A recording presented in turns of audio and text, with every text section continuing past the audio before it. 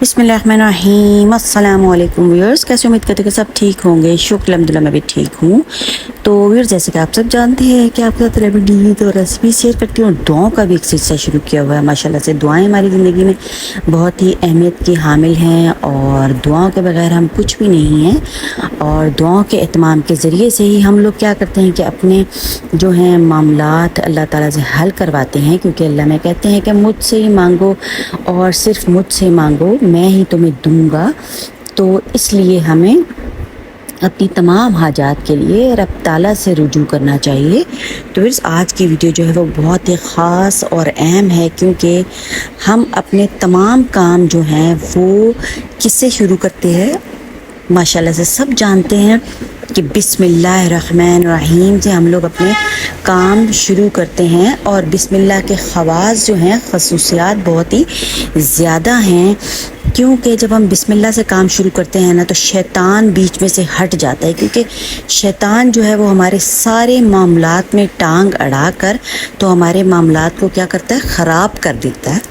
तो इसलिए हमने क्या करना है कि हर काम से पहले बिस्मिल्लाहिर्रहमानिर्रहीम पढ़ लें, तो वो काम जो है वो बहुत ही खुश असलूबी से अंजाम पा जाता है।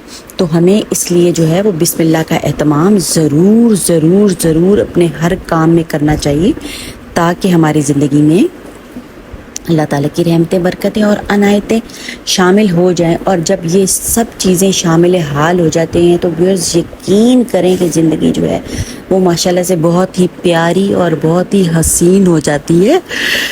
तो हमने करना क्या है, आज कुछ ख़वास मैं आपको बताने लगी हूँ कि जिनके ज़रिए से हम अपने बेशतर मामलात को हल कर सकते हैं। और सिर्फ यही नहीं है, हर चीज़ के लिए जो है बिस्मिल्लाह के बहुत ही ज़्यादा ख़वास हैं। जो शख्स सोते वक्त 21 मरतबा बिस्मिल्लाहिर्रहमानिर्रहीम पढ़ेगा, इंसान जिन्नात के शर, चोरी, आग में जलने, नागाहानी मौत और हर बलाओ आफत से महफूज रहेगा।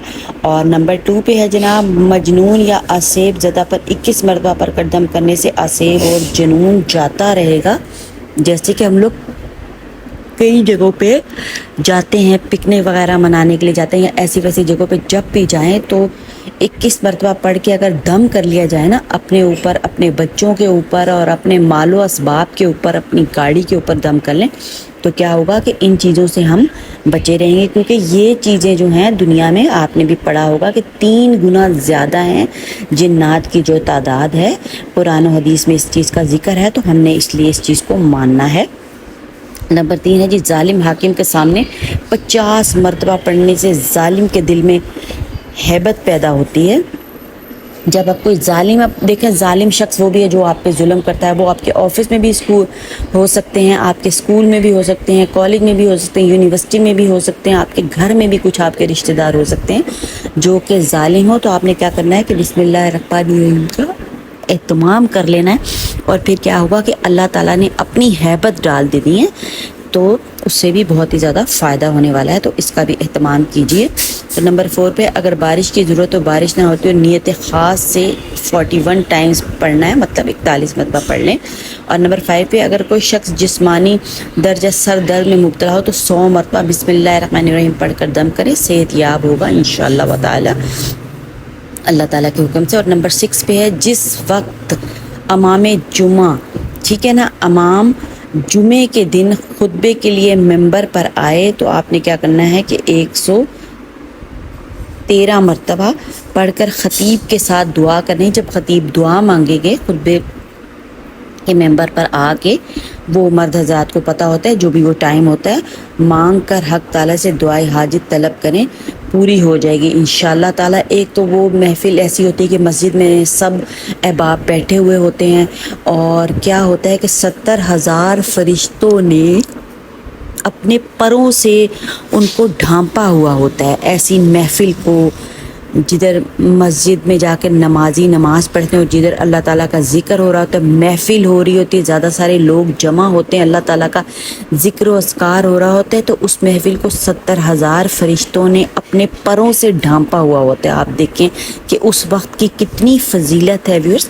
तो उस वक्त में भी ہم کیا کر سکتے ہیں کہ فرشتے اتنے قریب آئے ہوئے تھے، تو ہم کیا کر سکتے ہیں، اللہ تعالیٰ ہمارا بہت ہی قریب ہوتے ہیں، فرشتوں نے جو پیغام رب تعالیٰ تک پہنچانا ہے، ہماری چیزیں لے کر جانی ہے، ہماری حاجات رب تعالیٰ کو جا کر سنانی ہے، تو ہم نے کیا کرنا ہے کہ اس وقت بھی آپ اہتمام کر سکتے ہیں، جو بھی مشکل ہے، حاجت ہے، آپ نے 113 مرتبہ بسم اللہ الرحمن الرحیم پڑھنی ہے اور دعا کرنی ہے۔ انشاءاللہ تعالیٰ بسم اللہ الرحمن الرحیم کی برکت سے اللہ تعالیٰ معاملات میں آسانی فرمائیں گے۔